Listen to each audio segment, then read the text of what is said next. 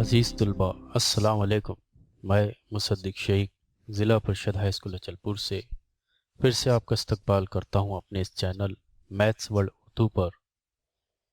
اس کے پہلے کی ویڈیوز میں ہم نے ہمارے جماعت دہم، اس کے مضمون جیومیٹری، اس پر مبنی 4 ویڈیوز کو دیکھا ہے، جس کی لنک آپ کو ڈسکرپشن دی ہوئی ہے۔ آج اسی پر مبنی ہم مزید ایک نئے عنوان کو سمجھیں گے، تو چلیے شروع کرتے ہیں ہمارا ویڈیو۔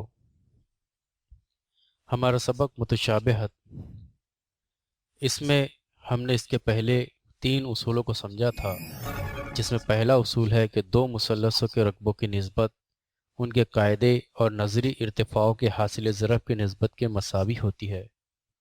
دوسرا اصول تھا کہ مساوی ارتفاع والے مثلثوں کے رقبوں کی نسبت ان کی نظری قاعدوں کے تناسب میں ہوتے ہیں، اور تیسرا اصول جو ہم نے سمجھا تھا وہ یہ تھا کہ مساوی لمبائی کے قاعدے کے مثلثوں کے رقبے ان کی نظری ارتفاعوں کے تناسب میں ہوتے ہیں۔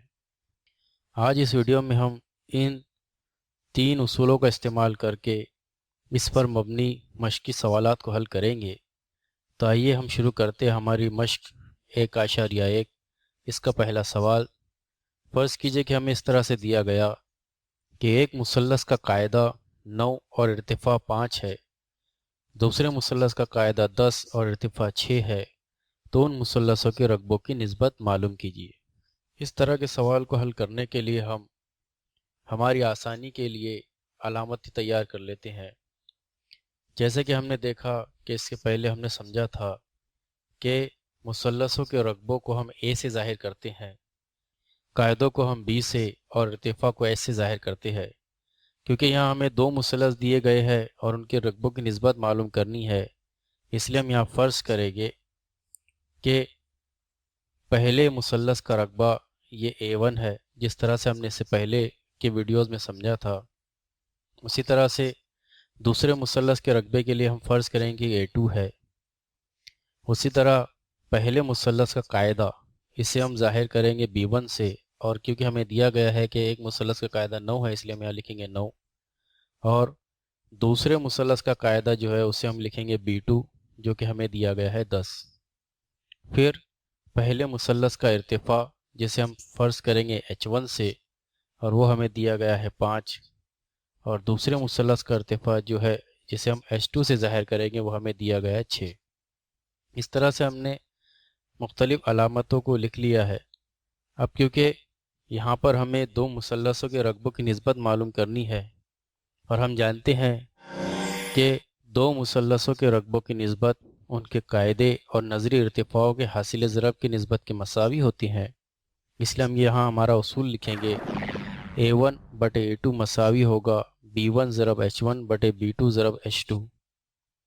اب اس اصول کو لکھ لینے کے بعد ہم یہاں پر ان کی قیمتیں لکھیں گے، کیونکہ ہمیں A1 بٹے A2 معلوم کرنا ہے، ہم اسے جیسے کہ ویسے لکھیں گے، اس لیے ہم یہاں لکھیں گے A1 بٹے A2، یہ ہوگا مساوی، پھر ہم یہاں پر اتاریں گے بٹے کا نشان۔ اب یہاں پر ہمیں اس اسٹیپ پر غور کرنا ہے۔ اس اسٹیپ میں سب سے پہلے ہمیں B1 دیا گیا ہے، اور B1 ہمارے پاس میں 9 ہے، اس لیے ہم یہاں لکھیں گے 9، پھر لگائیں گے ضرب کا نشان، پھر H1 کیونکہ ہمیں یہاں دیا گیا ہے 5، اس لیے ہم یہاں لکھیں گے H1 کی جگہ 5۔ اس کے بعد نسب نما میں B2 کی جو قیمت ہمیں دی گئی ہے وہ یہاں پر 10 دی گئی ہے، اس لیے ہم یہاں لکھیں گے 10، پھر لگائیں گے ضرب کا نشان، اور H2 کی قیمت ہمیں 6 دی گئی ہے، اس لیے ہم یہاں لکھیں گے 6۔ اب ہمیں اس اسٹیپ کو حل کرنا ہے۔ سب سے پہلے ہم لگائیں گے مساوی کا نشان، 9 کی جب ہم 5 سے ضرب کریں تو ہمیں حاصل ہوگا 45، پھر لگائیں گے یہاں بٹے، اور 10 کی 6 سے ضرب کریں گے تو ہمیں حاصل ہوگا 60۔ اب ہمیں 45 بٹے 60 یہ نسبت حاصل ہوئی۔ یہ دونوں بھی قیمتیں 15 کے پہاڑے میں آتی ہے۔ سب سے پہلے ہم نسب نما لکھیں گے، 15 کو اگر 4 سے ضرب کریں تو حاصل ہوگا 60، اور جب ہم 15 کی ضرب 3 سے کریں تو ہمیں حاصل ہوگا 45۔ اس طرح سے ہم کہیں گے کہ ہمارے A1 بٹے A2 کی نسبت یہ مساوی ہے 3 بٹے 4۔ اس طرح سے ہم نے 2 مثلثوں کے رقبوں کی نسبت حاصل کر لی۔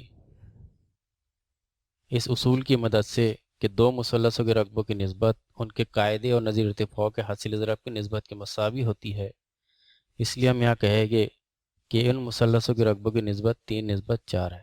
اسی طرح سے اسی مشق کا اگلا سوال ہم اگلے ویڈیو میں حل کریں گے۔